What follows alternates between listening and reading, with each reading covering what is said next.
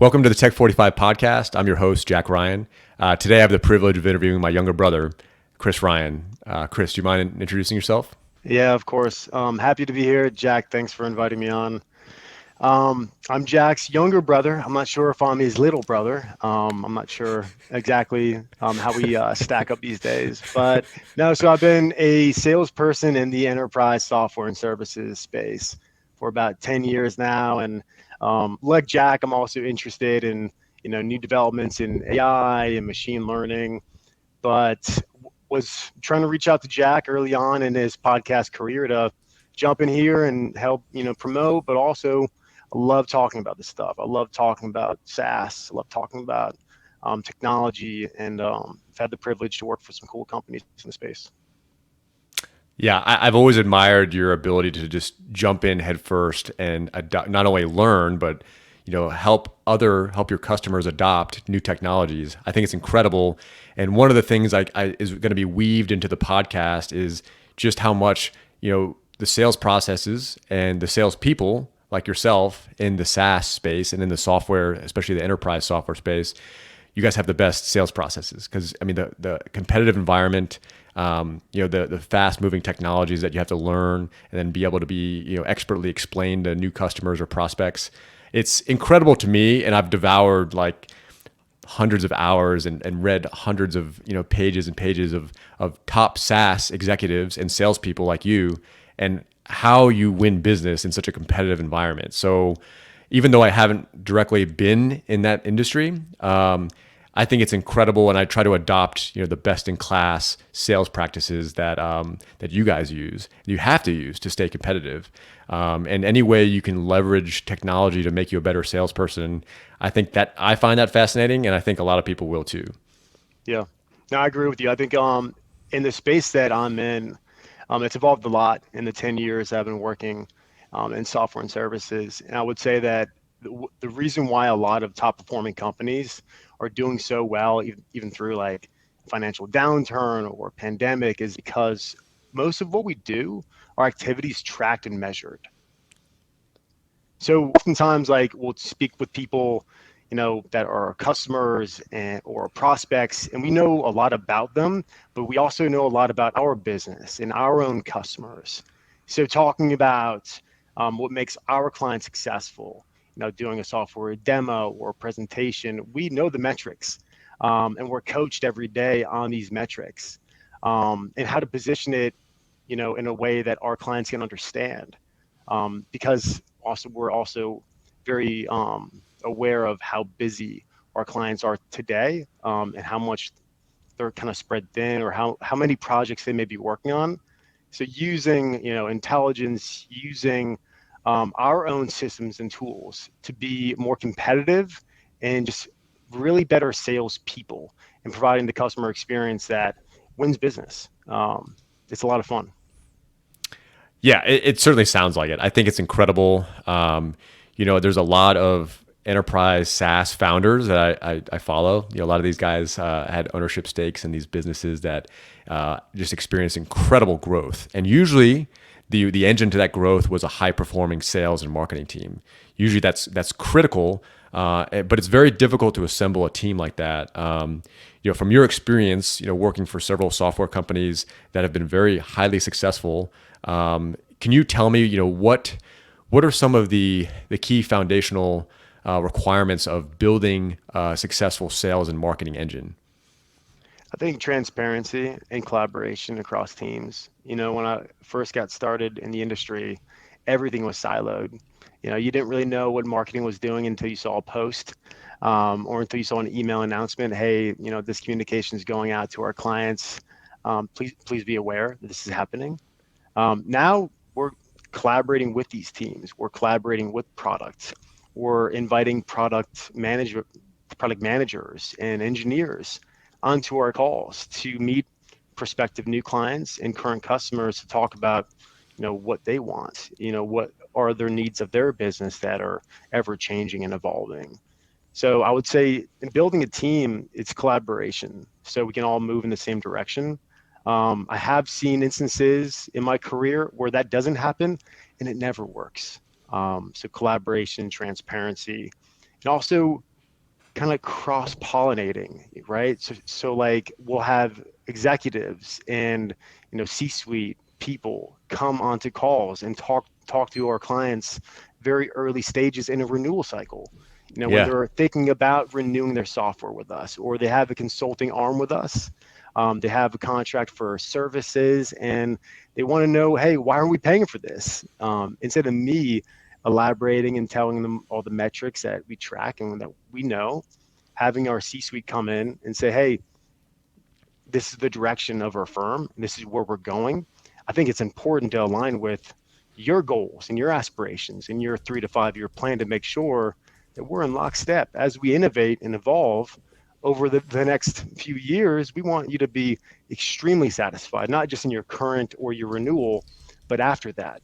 So in any software business, to answer your question, I mean, renewals, customer satisfaction is paramount. I mean, it's how a lot of these investors or PE firms place their bets, is not just how successful the company is from a revenue perspective, but how successful are their customers.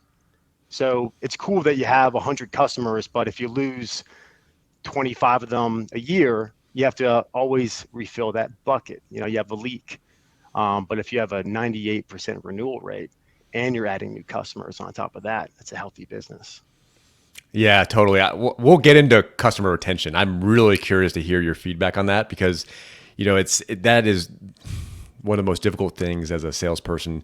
The acquiring a new customer is so difficult sometimes, and to see that customer go to a competitor or just drop your software tool or your product or service altogether is soul crushing to me.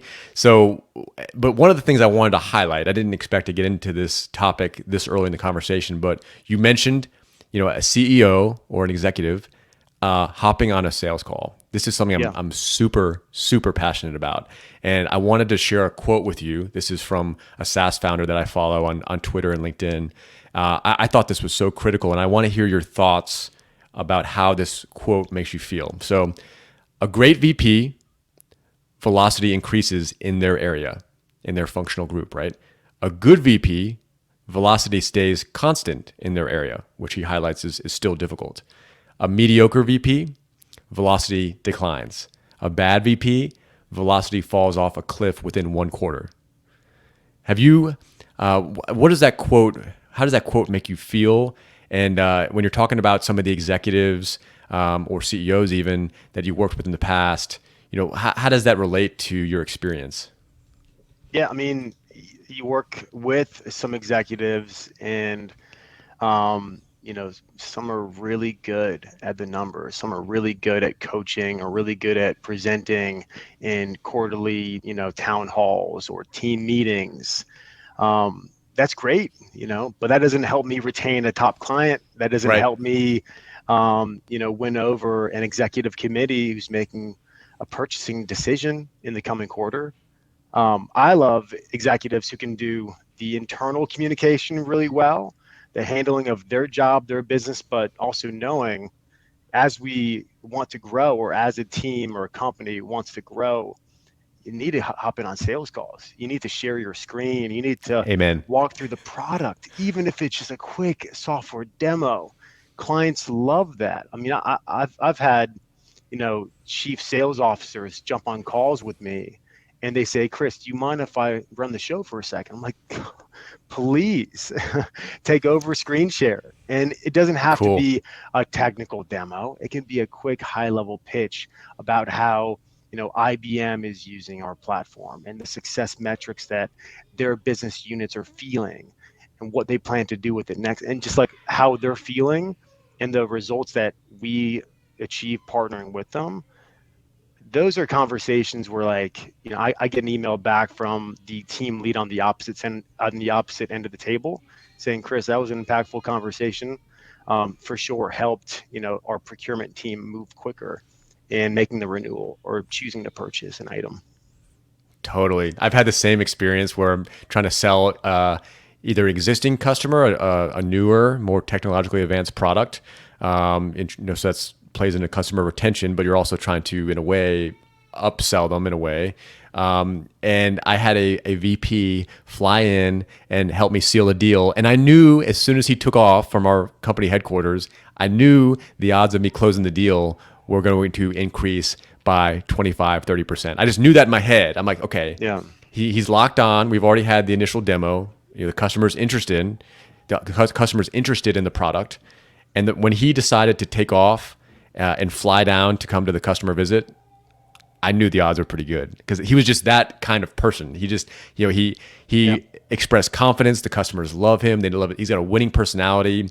And this sounds simple, but it's also often overlooked. He knew the product inside and out, which was Yeah, so I mean, cool. it's invaluable and it's fun. Like when you can play sales as a team sport, it takes the pressure off of one person. But also, I mean, again, like we were saying before, like it brings transparency, brings collaboration into the picture. It's not always so. I've invited our executive teams in my career to calls. It's not always a win, but sometimes, I mean, it's always a great learning experience. Being a lifelong learner in this space, especially as companies get more complex, or as you were saying earlier, like you want to talk about retention rates and like customer retention overall. That's very challenging when the average tenure at these software companies that we sell into or these organizations that we sell into in general is about 2.5 years is like pretty you know um, a pretty healthy average. So if you have someone that leaves after 2.5 years after signing a 3-year contract, you don't want to have to redo that whole sales process over again.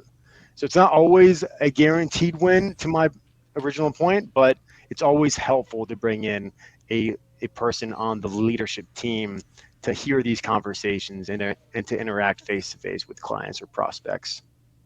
Yeah, I agree. And do you think it's critical for that executive or that CEO to have had direct sales experience to be beneficial in the call? Do they have to have the relevant sales experience like you have? Not always. I mean, and this is kind of a funny point. Um, Often, so if you are working with a good senior leader, typically they'll say, "I'm not a salesperson. I can't do what Chris does or what Jack does. I just can't do it." I'm like, BS. Like you're pretty Yeah, good at yeah, this. yeah. But I appreciate the vote of confidence. I appreciate you acknowledging this is what I do every day. But they're typically pretty good at persuasion or pretty good at presenting ideas. Yeah. Yep. Yeah, I agree. Yeah, that's been my experience too. And it's a lot of times these CEOs have had direct sales experience, and that's kind of how they've built their career. They've built their career on that thousands of cold calls and cold emails that you have to send to prospects. And I want to take you back. I want to take us both back.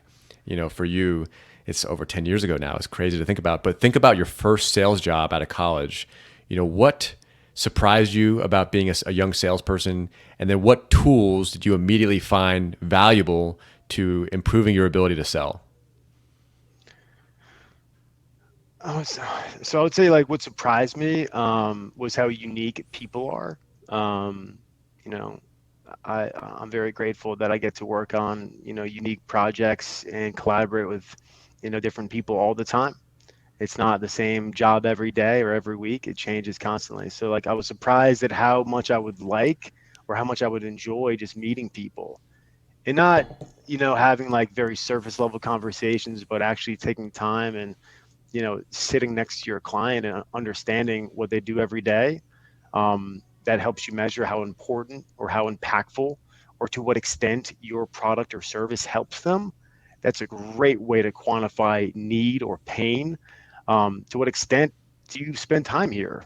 To what extent does this help you or hurt you if you choose not to make a decision or if you choose to go another route? I was surprised at how well those conversations went.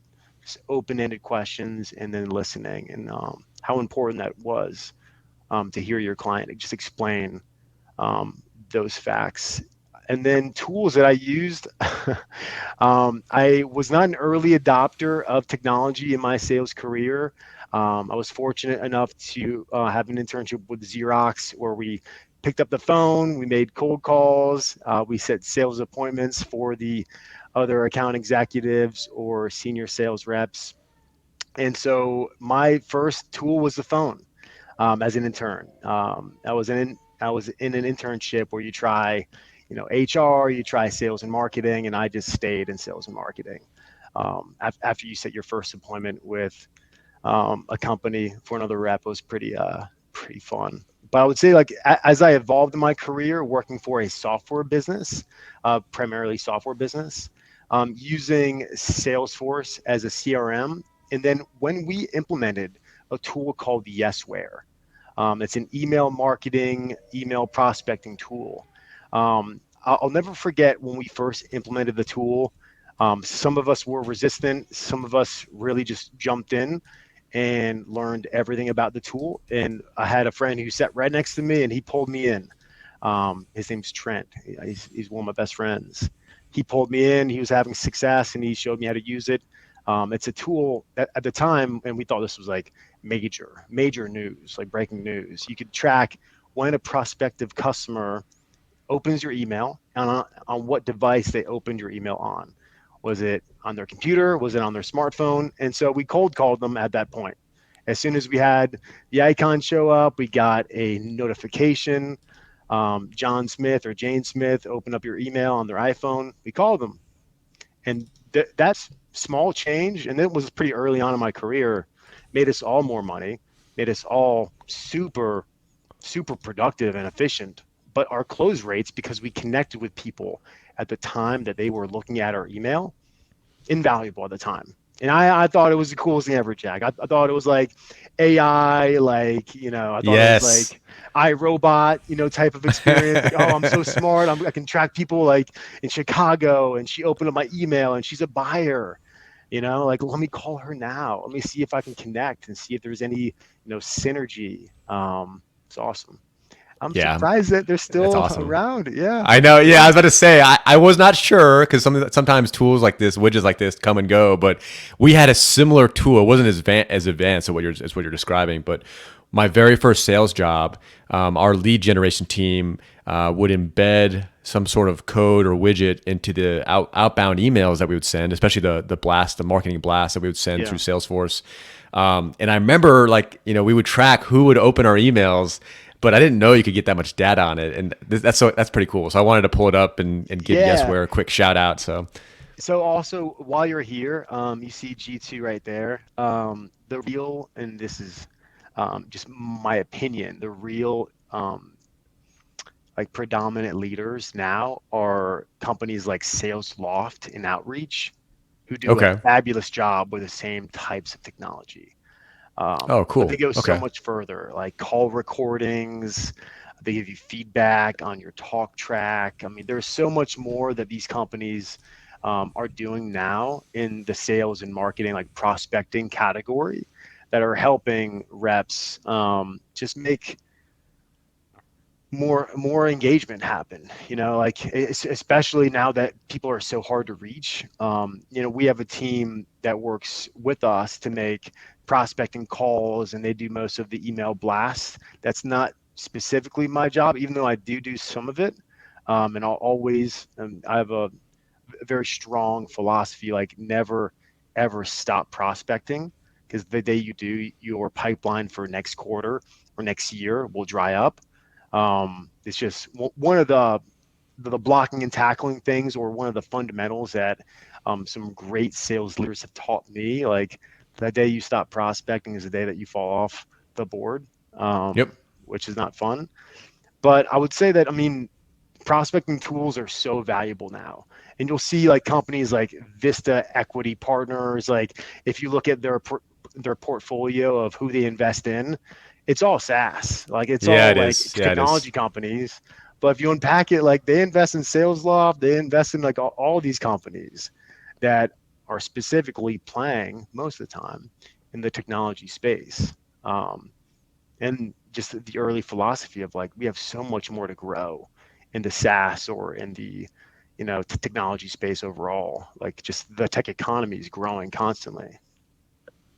yeah, it really is. I mean, it's a key part of our economy in the U.S. I mean, some of those valuable companies in the U.S., really the world, and they get a lot of their revenue based off of software revenue. and they've got awesome software engineers and product managers that create these tools that literally billions with a B, billions of people on the planet use every day. And think about that reach. If you're reaching, 25% of the planet on a weekly basis, that's hard to comprehend. That's hard for me to comprehend. And a lot of these tools have gotten so far where, with some of the generative AI models, they can do it in every available language that's ever existed. It's humans are really good at leveraging technology to do certain things, and this is one of them. And having a tool that's available to the whole planet, for those that want to use it for their business, that's pretty powerful. And I got to say, that's a scalable thing. That's something that's very, very scalable. Yeah, and there are free tools. Like if anyone that's in your network or anyone that, hears your podcast, I mean, just research free AI tools. It's not a scary thing. One of your questions in your like pre-interview kind of sheet was like, are you worried at all about AI or technology? And the answer is no. Like, I mean, it's like riding a bike. At first, it's scary. It's this like insurmountable thing, but just get on, and it's more fun riding a bike than walking. Like, just try it out. It's the future. Yeah. Do you think the advancements in AI are comparative in nature to the invention of the internet or even electricity? That's a question Yeah, that came up on another podcast that I yeah. was I on. mean, the internet was what, like 25 years ago? Something like that. Yeah, I don't know the exact date. Yeah, something like that. Yeah. It might have been scary back then, but now like we all use it. We're all fine. Everything's fine. I think that you know, AI tools for consumers, for just people every day like me. Like I use Chat GPT to help me get into cold plunging. I was like, what's a good 25-day plan?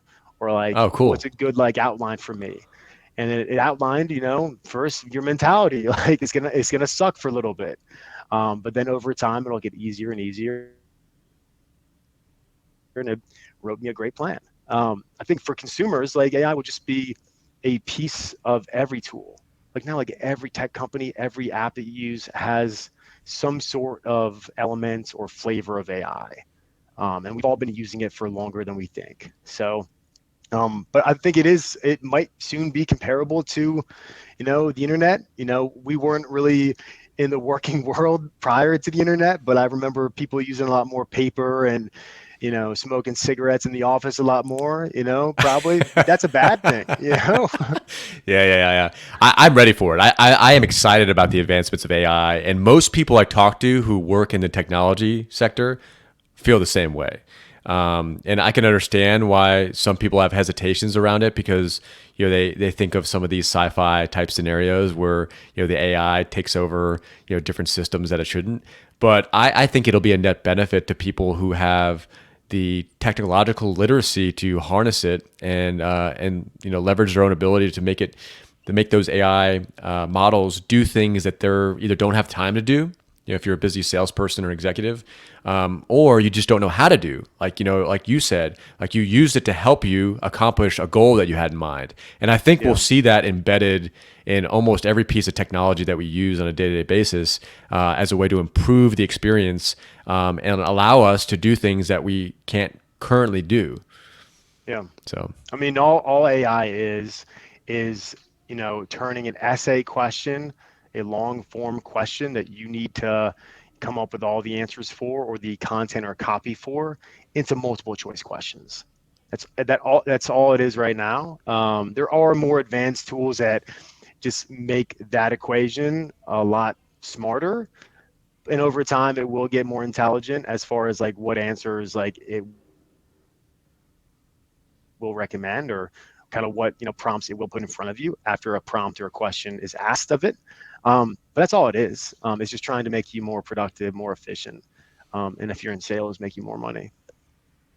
yeah, I totally agree. Do you use AI enabled tools for your current role? I mean, do you use it as part of your sales process? Yeah. So the tools I mentioned earlier for like prospecting and like email copy, all of those have an aspect of AI already pre-built. So if we have a meeting like we are today, typically the meeting is recorded, and then afterwards it'll be transcribed. And then AI Wow. will actually pull out the top three takeaways or three priorities that were talked about, or three action items or one or two action items that were discussed and mutually agreed upon. And then the next step, that it transcribes, or it'll actually write that copy for me in an email format. I will, of course, put my own flavor on it. I want it Yeah, to be personal. I care about every client I work with, but I don't have to write the copy from scratch. And again, like it turns that essay question into more of a multiple choice. yeah, I'm excited for it. Honestly, I'm looking at some of the new cell phones that are out now, and they have AI algorithms that are embedded into the phone itself. You don't have to have access to the internet to use some of these tools, which is kind of cool. But I definitely use this as a second cranium. I use this as a second brain, and I know there's so Yeah. much going on in my life that if I don't record it, if I choose to like usually dictate a reminder either on my iPhone or my Android phone. And that just acts as like a way for me to make sure I follow up with the people that I say I'm going to follow up with, and make sure that things don't slip through the cracks. And so the way you're using it is way more extensive. So I'm going to look into it, because one Yeah. of the new features that I've seen on smartphones is that you could set the phone on the table, if you're in the room with somebody, and it'll transcribe the entire conversation like you're saying, just on the cell phone. I'm like, oh my gosh, that's really cool. And it can actually identify different speakers that are in the room. You're probably already familiar with all this stuff, but it was new to me when I heard about it Yeah. this week. So And, I take calls with people in the UK. I take calls with people in Singapore, people in Australia, people all over the world, which is cool for me in my job. But as I need to adjust for languages or understandings, every tool and every, app I use is just for my customers. It's just to make it a smoother customer experience, so we can move forward in the sales process if it's a fit. So I leverage every tool, and like one tool, like anything with language, is especially valuable right now because I don't have a set territory. I'm a global rep, which is cool. Some mornings I'm up that at is cool. 4, on calls with clients in Israel, or the UK. Some nights I'm up late talking to someone in Japan, which is Cool. a cool part of my job. But also it's nice that I work from home, so those flex hours kind of kick in. I can kind of take a break from my day at lunchtime and go for a walk or a run and kind of break up my day a little bit. Yeah, I love doing that. And it is amazing that you can have, communication like this, like we're having now. And, you could be sitting anywhere on the planet. So you and I can record this almost anywhere, especially with the advancements in satellite internet. It's fast enough now to support a conversation like this. And what's cool is that someone from that's living in Japan or Iceland or South America or Australia can watch this conversation. Yeah, you Yeah. can post this online, using very, very cheap, accessible recording equipment and headsets and a camera. The camera's cheap too. And someone can watch, how to be a better salesperson using AI models, Yeah. as expertly explained by Chris, who does it every day. So it's cool. Also, I would say like more importantly for like people, especially like as we try to like understand like cultures more and work with clients globally, use Chat GPT to understand like Japanese culture, like how to follow up, how to communicate, like what to do in a Cool. meeting. I mean, just like those prompts are there for you. So you don't have to go to like some major business school to break down, global etiquette for business. Um, you can do it right now and have that answer immediately. That's really fascinating. Because I interact with people from different countries too in my job, and it's always, yeah. I never consider that, there's probably certain things like whether it be as simple as a follow up email. There's probably certain things that are expected in their culture, or there's certain bits of information that they want to hear that are valuable to them that may not be as important for one of my U.S. customers. So I didn't really think about Yeah, that. etiquette's huge, huge. Oh, that's cool. Etiquette and how you follow up and the way that you conduct business, especially um, with people in unique countries. I mean, it's changed the game for me this past, couple of years with AI. Just being able to learn more about what to do, what not to do, how long to wait until you follow up. I mean, a large part of my job is the follow up and the follow through. And time. It's some culture is so important. Can be seen as pretty disrespectful if you expect an answer tomorrow after you have a conversation today. Yeah, that's fascinating to me. I haven't leveraged some of the tools that are available to really make sure I'm communicating with the customer in a way that they will feel valued as a potential customer or a current customer. I'm going to do that. This is like a good masterclass in global sales. Yeah, I like it.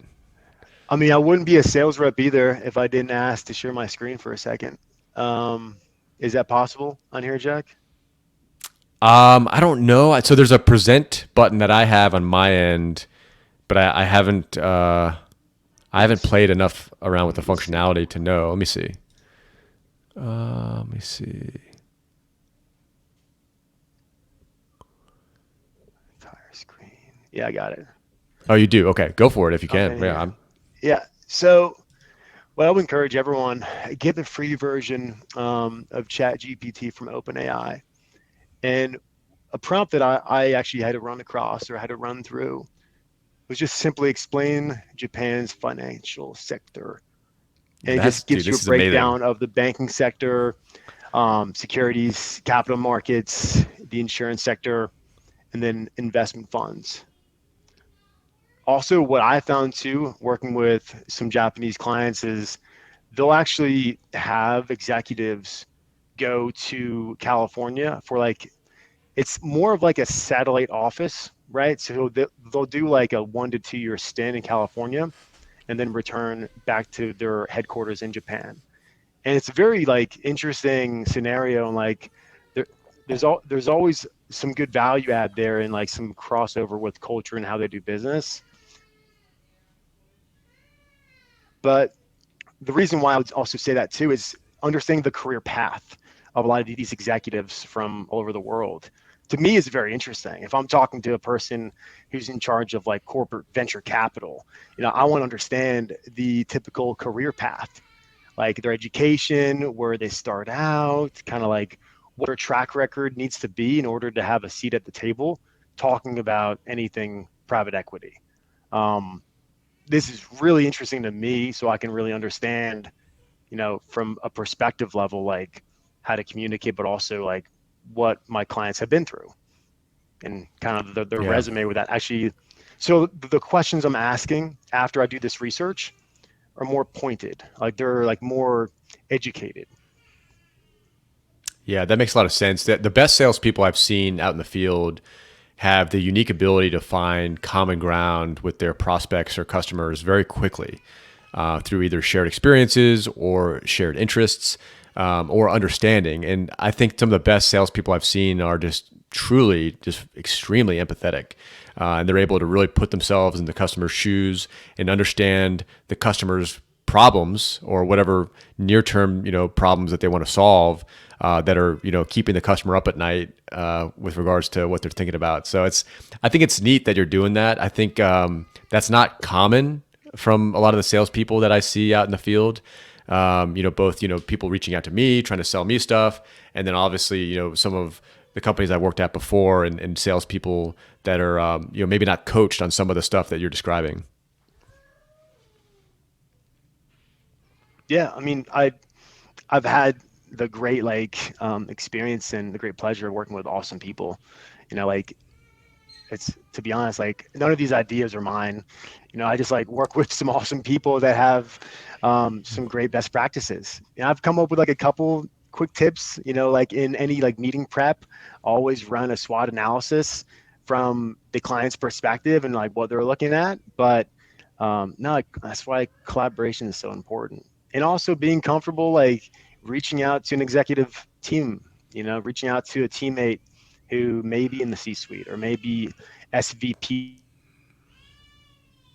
level, and just be comfortable sending that Slack message or that Teams message like, hey, I need help, or hey, like I need you to hop on a call on Friday. I know no one likes to talk on Fridays in the afternoon. It sucks, but I mean, if you like skip out on 20% of your week, you're skipping out on a lot of opportunities. So let's have a call on Friday. Yeah, I've had a lot of great conversations with people, both executives internal to the companies I've worked for, but then also I've had a lot of good luck reaching out to executives that I'm trying to sell to on Fridays. I've been shocked at the number of CEOs and VPs I've been able to get on the phone on a Friday afternoon at 4:59. When Bro. there's nothing else going on, there's no other internal distractions because everyone else has gone home. But I've had the great fortune of calling the main number of a Fortune 500 company and getting the CEO on the phone within 3 rings. And they're willing to have a conversation, maybe Yeah. not right then and there, but they're willing to set up a follow up conversation with one of my executives and me. It's definitely doable. I think the phone, coupled with all the different technological advances that you're describing, it can make you a pretty dangerous salesperson. Yeah. Fridays and weekends are where top performers create distance. You want to make money, you want to be successful, don't skip Fridays. I agree. Yeah, I totally agree. And, I definitely encourage people to have a healthy work life balance, but it's not illegal to work on Saturdays. It's not illegal to work on Sundays. You can do it. And I do it often if there's stuff I want to catch up on to give me an edge over the competition. I think it's important to consider that. So, Yeah, or I mean, use tech resources. Use these applications to schedule an email to be sent on a Friday to your prospects, or schedule some sort of touch point, on a Saturday. So you do have a higher chance or higher likelihood of making a connection or having someone, respond to you.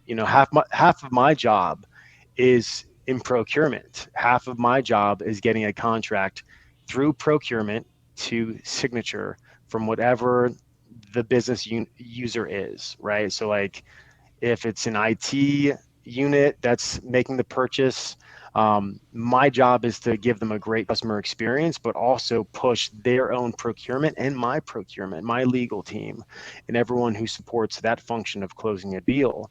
I quarterback all that. And the best tools I use are, from DocuSign or Ironclad. They have a great, tool for these functions, but still the people on the other side, the other business or my customer has to take action. And I've had massive success over using WhatsApp or texting my customer, hey, I just resent the email via Ironclad for contract management. Go ahead and click on that and do XYZ for me real quick. I know it's a Saturday, but real quick, knock that out so we don't have to talk about this on Monday. yeah, And if you need wow, me, call me. I, So I like love that. yeah, so like I use technology with a human touch to make sure that I'm reaching my customers at the right time in the right way, but making it easy to buy. And then the other side of procurement is the legal aspect, in which my hope is that AI kind of takes over more in that space, and we don't have to line up, red lines and my terms and conditions with a customer's Yeah. rider document. My hope is that Chat GPT and smart AI can kind of take over a lot of the legal function and a lot of the back and forth that, frankly, is more of a headache for me because it's tough for me to forecast a contract if we're not through procurement yet, or if we're not 10% past the procurement officers. I can't tell my VP or whoever I'm reporting to, hey, like forecast this contractor, you know, I'm going to close this new client by end of the month. We're not even through procurement yet, and I don't know what the other side looks like. So my goal, and one thing I wanted to mention is, what functions will AI support the most? In my view, I'm hoping legal and people that have to read contracts and line up language with a customer's contracts or language. It's a major, major sticking point in enterprise software sales that I'm very excited to be more normalized and more streamlined.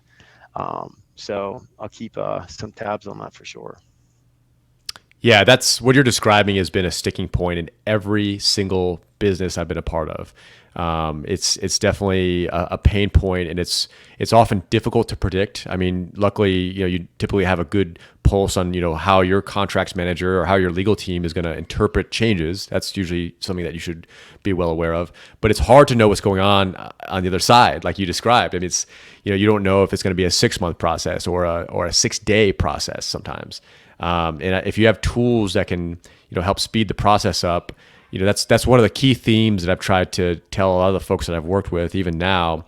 How do we reduce the friction, and how do we make it easier for our customers to do business with us? And if you're thinking in that through that lens, you're on the right track. And if there's anything you can do to reduce that friction and make you easy to do business with, easy to communicate with in a way that the customer wants to communicate, I think it's like a superpower in a sales career. Yeah. So Yeah. yeah, if there's tools that can help you, then yeah. Yeah, so my perfect like world with contract management would be like a March Madness bracket, right? Where like I'm on one side and Jack, you're my customer. We're not trying to fight against each other, but we're trying to meet in the middle on like an agreeable, master service agreement or agreeable contract. And Yes. so for me as a rep, like I'm not a lawyer. I'll never pretend to be a lawyer. Like that's all good, like, and that's a function that's very important to a business, protecting intellectual property, protecting the business, all that. I get it. But if we could automate how we get from one side of a bracket to the middle and just meet in the middle without email back and forth, and after, so we do pre-negotiation with the client's like end user, like a business unit leader, and then we do like another round of contract negotiations with procurement officers, which Oh yeah. I love procurement officers. I work with them all the time, and it's an important job. It's a tough job because they're also spread thin and asked to review a ton of contracts and documents. I totally get it. But if we can have like an AI tool to kind of understand the business, understand what's acceptable and what's not, and then meet in the middle in no time at all, we are off to the races. And I can spend half of my job somewhere else. Yeah. No. And you can spend your time doing stuff that only you uniquely can do. Yeah, I think that's a common theme that I've seen in the last 3 interviews I've done on this podcast is, how can we use tools to help us in our everyday tasks and our everyday life, and so we can focus and double down on what you can uniquely do as a human being. What are your Yeah. unique strengths that you've worked so hard to cultivate? That is the key, I think, and that's what's going to happen in the future. So I think that's really cool that you're way ahead of the curve on this. So and you definitely confirmed what I was already thinking, that enterprise software salesmen like yourself are way ahead of the curve, and people should take note, even if you're not in the enterprise software sales space, and if you work in selling manufacturing equipment, or satellite technology or hardware. I would strongly encourage you start following some of the largely followed enterprise software salespeople, and executives, because you guys are the best in class, because you're working the most competitive space that the world has ever known. And you guys have to adopt tools that can make you more productive and more effective in reaching your customers and cutting through all the noise too. So Yeah, no, I appreciate the compliment. Just a quick call out. Anybody could do my job. that's not true. Love That's it. that's not So true. it's a fun gig. It's a fun gig, but if you like people, you like solving problems, you like talking about technology, you like asking cool questions, um, you know, it's a fun space. So if anyone wants to connect or wants any help in this space, I'm happy to jump in too. Well, that's a humble attitude. I appreciate that sentiment. One of the things I've seen AI been weaved into, this is a cool segue, is this wearable device I'm wearing. It doesn't have a screen, but it has a group of Yes, I wanted to ask you about accelerometers. sleep. Yeah, so I want to get into it because this Whoop device, I'm not sponsored by Whoop or anything, but I think it's been a great tool to improve my life drastically. But I've noticed that the software, the iOS application that it comes with. That's really what you're paying for. You're paying a monthly subscription for the software, and then they give you the hardware for free, right? That's kind of the business model that a lot of these wearable technologies are going with. Yeah. But there's an AI tool embedded. I imagine it's some sort of open AI based or some sort of generative AI model based system where you can ask it questions if you have any concerns or if you need some coaching on your overall health and well being. And it sounds like you've used a generative AI tool to do the same thing with your cold plunge experience. But I want to get into that. I mean, have you seen AI being weaved into some of the devices that you use every day or some of the fitness tools aside from what you already described? Yeah, so like I have a tough time with the wearable that I have. I use a Garmin, it's a Phoenix 6 Pro. I use it to track, my bike rides, my swimming, and my running. I recently got into triathlons, which is cool, but it does track my sleep. But I don't like the prompt saying that you need more time, or like, hey, you're not quite recovered. Because a lot of times I feel great when it says that, and then other times when it says, hey, Chris, like you should feel 100%. You did great job sleeping last night. Awesome job. I don't feel like that some days. So Yeah. I have a tough time with wearables. I track that space a lot. A lot of my clients care about, healthcare, wearables, remote patient monitoring, how that impacts telehealth and other, technology verticals in healthcare. And I'm all in on that space. But for fitness and things that I like to do, um, I'm having a tough time with that. And I believe that my sleep could drastically be improved. That's why I'm so excited to like break down like what aspects of your Whoop do you like. I haven't tried Whoop, but I have seen my Garmin give me prompts. I'm sure from some sort of like option picker from some sort of AI thing. Um, to give me prompts, but I'm not huge on it right now. I'm trying to be more, and I'm also not super competitive in any like, triathlon or any like athletic field. So it's not like these prompts mean a lot to like my my pocketbook or my like outcomes. I just like Yeah. knowing the data. I just like understanding the data and how I'm improving. But if I have a crappy workout, no one cares. You know? Yeah, right. That's so true.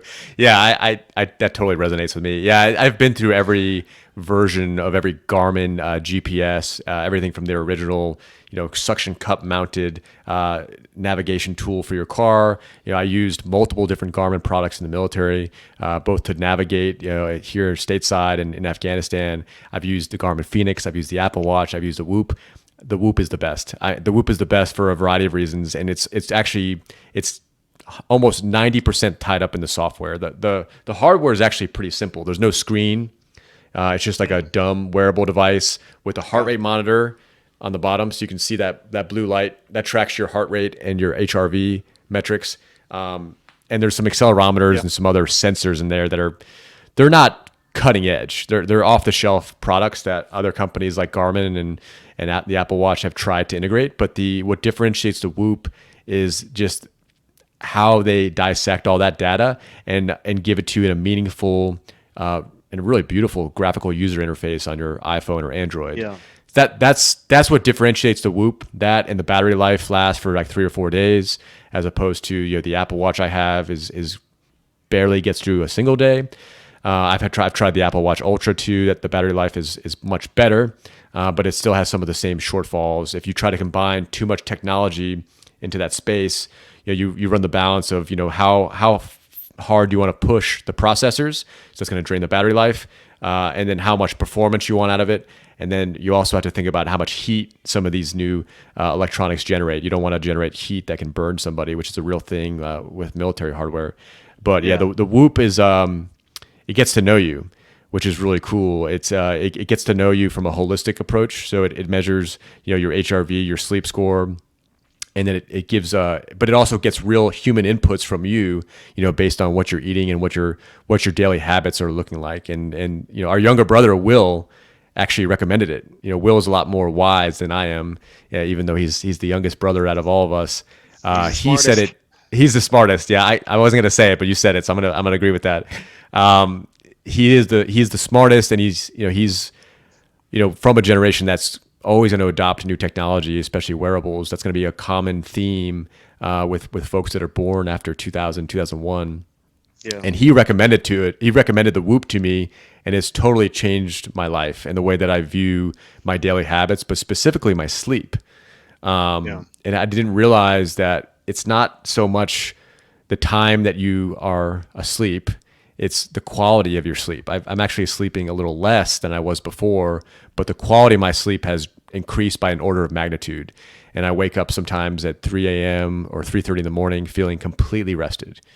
And Yeah. And it's great. I see you up early in the morning running with your dog Striker. Like I see that your sleep has improved because you seem like you have tons of energy and tons of excitement to exercise at 4 o'clock in the morning. I mean, I'm not quite there yet at four, but it's just awesome. So like I know it's working for you, and I was curious about that. I was curious about Whoop.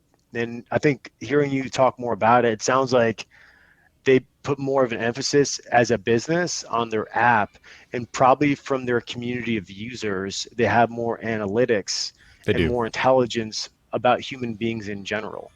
I don't know if it's a side by side comparison to Garmin. I don't know if it's the same because I never use my Garmin app on my phone. I use the watch screen to track how many miles I jogged, and that's about it. So, like talking to you more about Whoop, I imagine that they have a broad community of users where they almost force each user into the app to get the intelligence or to get the information or feedback about their performance that will allow them to give cleaner intelligence or analytics because you're using the app because there's no interface on your wrist. Um, so I imagine they just have a lot more data. They have a lot more good quality information, which it sounds like it's a better product now for sleep. That's actually very interesting that they are probably providing more value because you're logging into the app more because they have more feedback or more input, right? Like any machine or tool, if you give it quality input, it'll give you quality output. Um, the things I tell this Garmin is it's not good input. So imagine your Whoop is just a cleaner resource. Yeah, it's great. It's the hardware is not very intrusive. You kind of forget you're wearing it. They have a multitude of ways you can wear it on your body, including a wrist strap, armband. You can put it in your underwear. They sell underwear that you can just wear it in your underwear, like kind of a boxer brief type thing, or they have some female garments as well that it can embed in. So they make it. They give you lots of options on how to affix it to your body, so that human machine interface is really clean.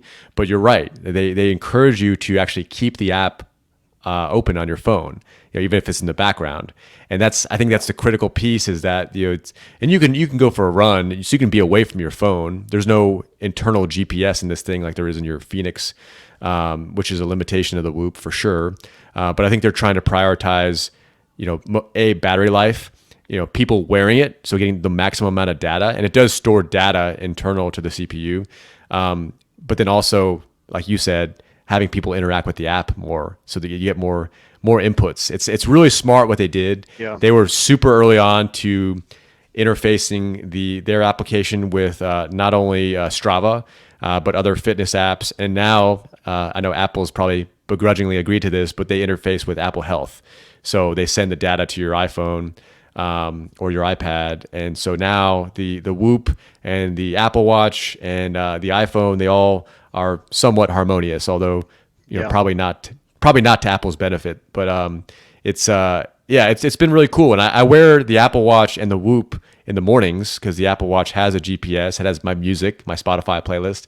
But the Whoop I wear, pretty much 24/7. What's funny about it, it's going to sound like a commercial, but even the battery charger, it's a magnetic induction battery charger that just slides onto the bracelet. So you never have to even take Oh, it off cool. to charge it. So there's no taking it off. That it's designed that you like never take it off unless you You want to charge change the the band. battery. Got it. Yeah, So the you battery charge the charges battery and it. then wear the battery.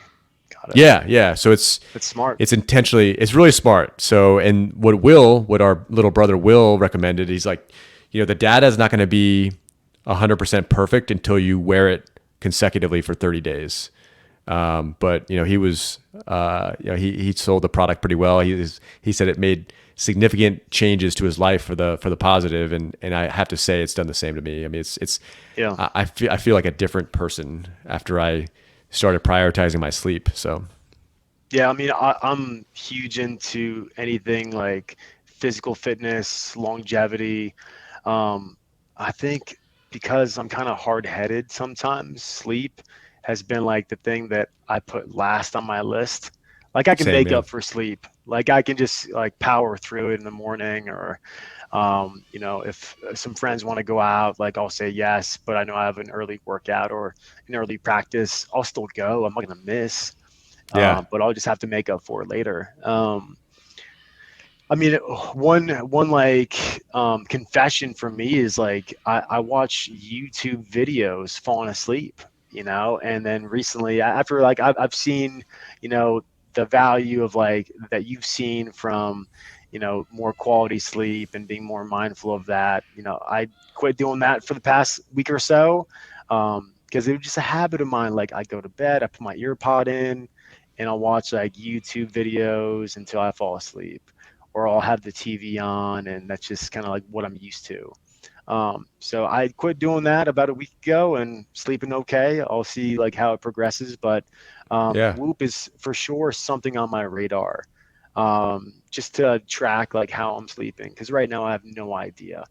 I'll look at the Garmin app like maybe every like 2 weeks just to see if there's any cool, spikes in information. But it's just not helpful. So right now, like as I sit today, I have no idea the quality of sleep. I have no clue.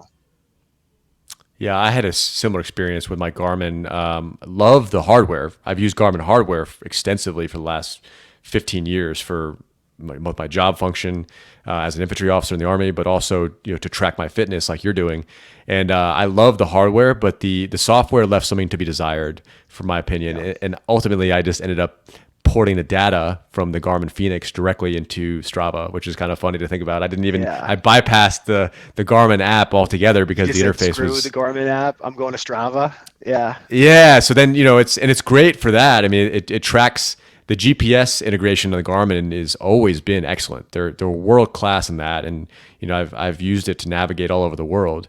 But the software piece is not, it's not terrible, but it's just not as good as some of the other options out there. Now my perception's limited. I haven't used the Garmin app in about 3 years, about maybe 2.5 years, but I can tell you like the stuff that's out there now is leaps and bounds better. And I was a naysayer on the Whoop. I thought it was kind of gimmicky. I was like, this is kind of stupid. This is and kind of Big Brotherish. I don't know if I want this sensor on my body all the time. But since Will convinced me to use it, I can't say enough good things about it. It's made a massive impact on my life. And what I've been trying to do is tell people, either military veterans or law enforcement officers or people that work in highly stressful jobs, which is many of us. Take a second look at your sleep.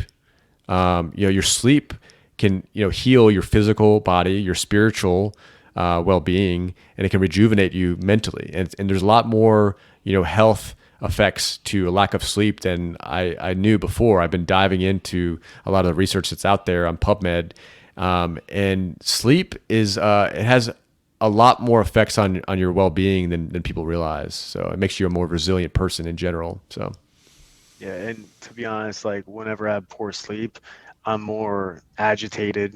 I have a very short fuse. I'm not super short, but like it's just I'm a lot more irritable, a lot more difficult to be around if I get 2, 3, 4 hours of sleep, in comparison to my 7, 8, 9. But it's not really something that I've like zoomed in on yet, but I need to for sure. Um, you know, I agree with you. One other tool, now that you bring up resilience, or being more resilient, check out the cold plunge, dude. I know I've been texting you about it, but right now where you are outside of Washington D.C., it's snowing, so your whole life is a cold plunge right now. But as we get into spring, or it gets warmer, it's like $100 on Amazon, and it's changed my life for sure.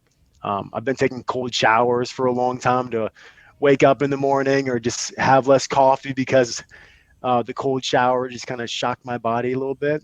But I love the cold plunge now. Yeah, a lot of people expound the I do it benefits twice a of day a for cold 5 minutes plunge. each. It's awesome. Oh, cool. Oh, cool. Okay. Yeah, a lot of people have expounded on the benefits to their well-being from cold exposure. I definitely see the benefit, in reducing inflammation. I think that's been proven, especially for injuries, for acute injuries. I've taken cold showers before. I work out outside almost primarily. I've come to realize I'm just not a gym person. I'd like to take the weights outside, and and I've worked out outside for most of my adult life, but I've never made the connection that that's what I like doing. I just like being outside in nature, and whether that be a cardiovascular activity, or taking out some kettlebells or a bench outside. It's Love it, dude. I Yeah. So the cold exposure is great. I think love it. it's phenomenal. That's awesome. Yeah. So Yeah. it's And I pretty don't know cool. like And all then the health benefits. Like I don't know like all the value points. I just know that it just puts me in a great mood. And that's enough for me. I'm sure there's like inflammation things and other great benefits, but the biggest thing for me is like if you're having a bad day, had a bad meeting, jump in the cold plunge. No worries. no, that's Chill out a cool. little bit. Chill out. No, I think that's cool. I think I've heard of a lot more people that are using cold exposure as part of their daily routine, and yeah, I've yet to try it out. I think it's cool. I think it's worth exploring for sure. So yeah, I love it. What else have you done? What other either technologies or habits have you implemented in your life like recently that have made just like a maybe not immediate, but just a real noticeable positive improvement on your overall health and well being? So, a franchise or a company called Hotworks, they run an infrared yoga studio. Oh, It's all cool. up and down the East Coast right now. I saw there's one near you, I think in either Tyson's or Chantilly, but it's Hotworks with an X at the end. And they do, Pilates classes, all online, all virtual, in not so large, kind of small saunas. That actually me and my wife love. It's been a great thing for our relationship, for our health, but just being in an infrared sauna for half an hour to 45 minutes, it's so helpful for my skin, for weight loss, for inflammation, but just like more so like it's tough. Like it's not super easy, but it's cool. Like me and Bridget, my wife, we have something cool that we do together that's hard, that afterwards we feel great and we feel like we accomplished something. So I would encourage anyone, like, check out Hotworks, do hot yoga, once or twice a week. Like on the drive there, you'll kind of have some angst, like, oh, this is gonna be hard. I hope I Yeah. have enough water, but just do it and just get through it, and you feel afterwards like you accomplished something, and it's a good feeling. I sincerely love it, so much now because me and my wife, we do it almost every day together. So we changed a bad habit. We used to go out to eat some crappy food for dinner, or we used to go drinking happy hours. I don't judge people for happy hours. I do occasionally have a happy hour, but our main activity now at night together after work or after life obligations is we take an hour to ourselves and we do hot yoga or hot Pilates.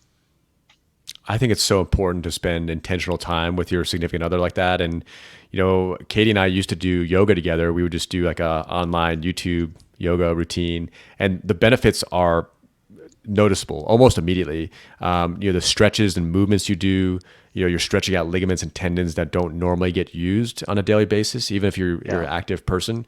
I mean, the benefits of those movements can't be ignored. And yeah, that reminds me, I need to incorporate yoga and stretching into my routine more often because I've gotten away from that. I've done an okay job being consistent with the workouts, but I think the stretching is equally important for longevity. So Yeah, we looked into being like franchise owners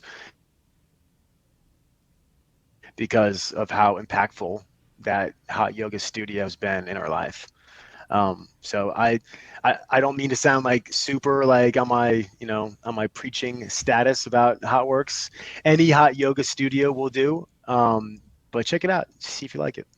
yeah, I want to try that. Yeah, I've never been to a yoga studio. I know Katie has, but that'd be a kind of a fun activity to do together.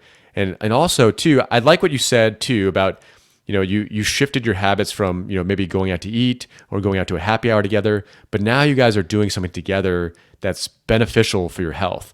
And I think that's really really cool. I mean, Katie and I have done a lot of exercise together over the years, and we recently got into this habit early last year, where we would go for a run together. We'd have the kids, get a babysitter for the kids, and then we'd go for a run, whether it be an interval workout or just a long slow jog to catch up, and then we end it at the coffee shop down by our house, have a cup of coffee or a tea, and that felt so much better and more productive and more bonding than going out to Yeah. eat. I don't know. I think that shared experience is really valuable. And I mean, 100% what you just said. But also seeing your partner crush it, dude. Like seeing your significant other like crush a workout, like it's just cool. It reminds me every day, like while we're teammates, um, in that we're moving through life together. It's not just all work and all emails, and there's some good peaks, throughout our day now because of just exercise, doing hard things. That's so cool. We could do a whole episode on things that we've learned throughout our relationships with our significant others. But I think that's really a good takeaway. If Yep. you do some sort of active sport or something that you both enjoy together, that's productive and gives you the opportunity to encourage each other and build each other up. I, I mean, that sounds like a no-brainer now that I say it out loud. I mean, that sounds like a no-brainer. Like Yeah. every couple should do something like that. Like like Yeah. A team, like, I mean, I love company outings. In my career, like happy hours are cool. Everyone does happy hour. What yep. if we all meet up in the morning, go running? We do a boxing class and then get into work and talk about, the blocking and tackling of sales. I love that phrase, by the way. But just changing up, your habits and like who you are as a person. Like I'm the type of person that likes to exercise and likes to, be a good teammate. I think it brings you closer, like in any relationship. Like anyone I've ever like worked out with and then had like a real conversation with, it's always better. Like if you just add in like the mix of just being healthy. Um, I think there's a lot of value in that. And I encourage, like, this is like the time of year where like every company is doing like a kickoff event for their, sales teams or marketing teams or whatever you got going on. Like, be cool if more teams like kind of scheduled time to just go jog or do a yoga class, or go try something like physical. Yeah, I couldn't agree more. I was talking to our director of marketing on the phone right before we started this podcast, and him and I have a plan to run next week.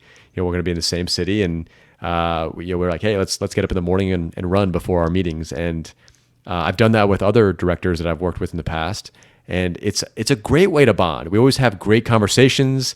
Your body's loose. The juices are flowing. You're getting blood to your brain. I've had some of the best conversations with people that have mentored me over the years on a jog, whether it be in the military or in the corporate world, and I'm glad I've continued that. And I'm looking forward to it next week. We're going to Yeah. encourage each other to get up in the morning before we put our suit and tie on, and put on some workout clothes and go hit the streets, go run. Yeah. I love it, man. I love it. I mean, there's no better way to, set yourself up for a great day than a quick workout in the morning. Would also encourage you again, get that cold plunge and bring it with you. Have I some do. fun. I've heard people.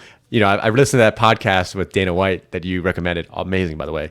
And the fact that he ships the cold plunge ahead of himself and just has to. That's such a critical part of his life.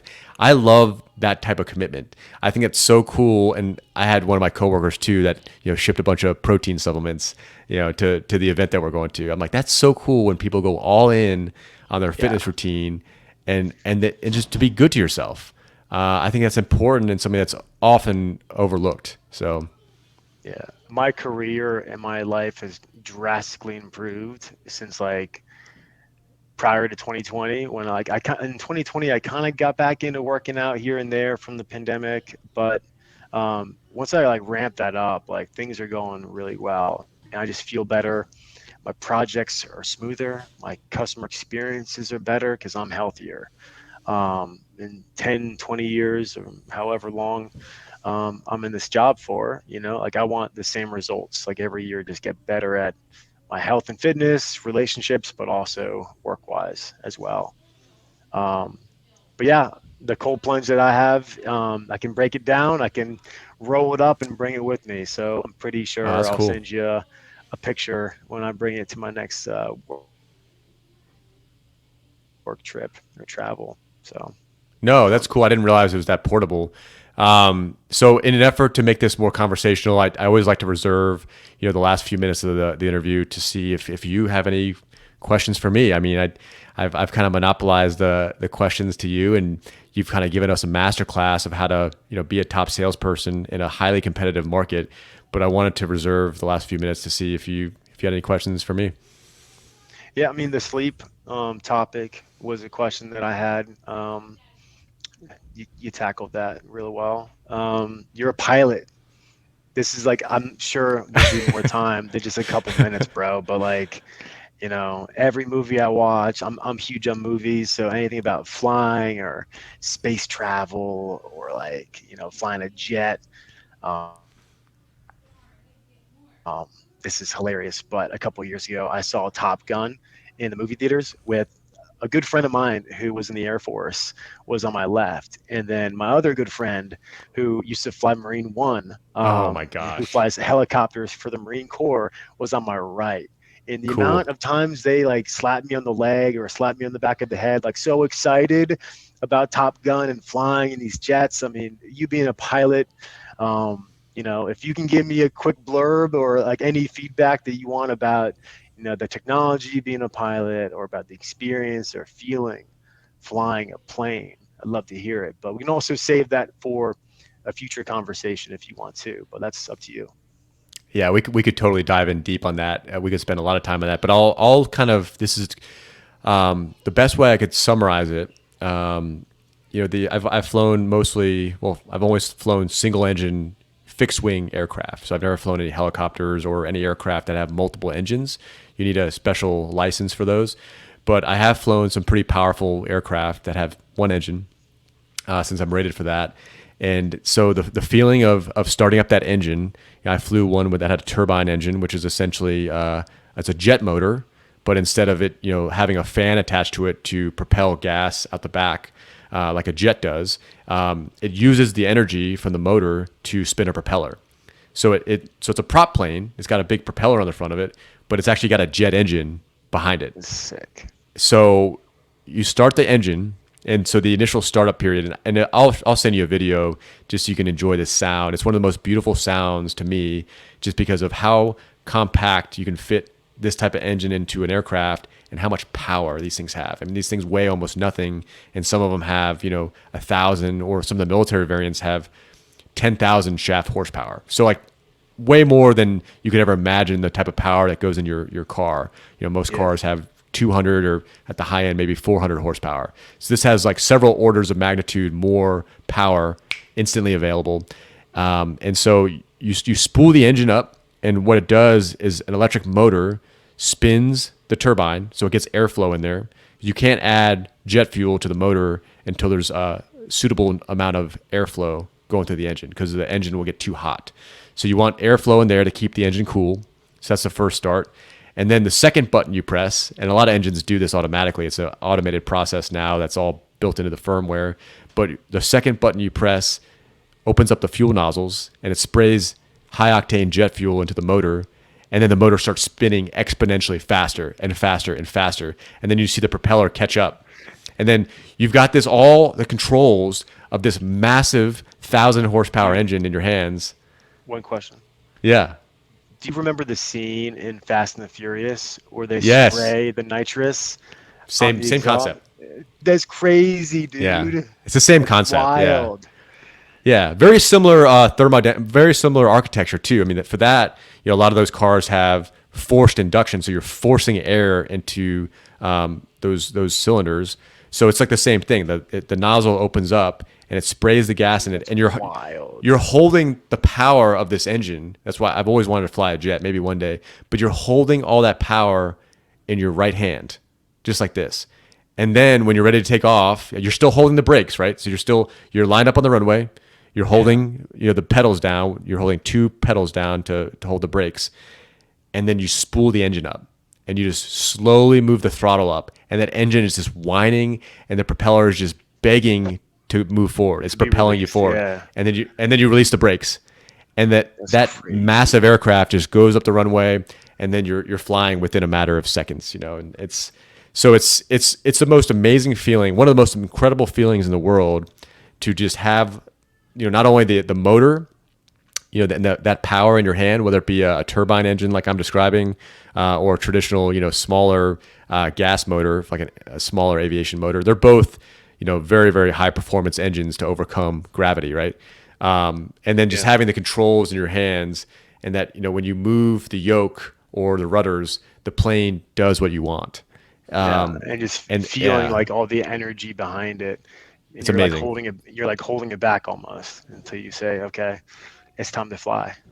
Yep, and that's just the controls. And the other thing I like about it is the navigation. It's akin to humans have been navigating the planet with the stars, using a sextant or whatever tool to line up the stars and make sure their boat was on the correct azimuth. And then we graduated to compasses, and then we graduated to Garmin GPSs that can fit on your wrist.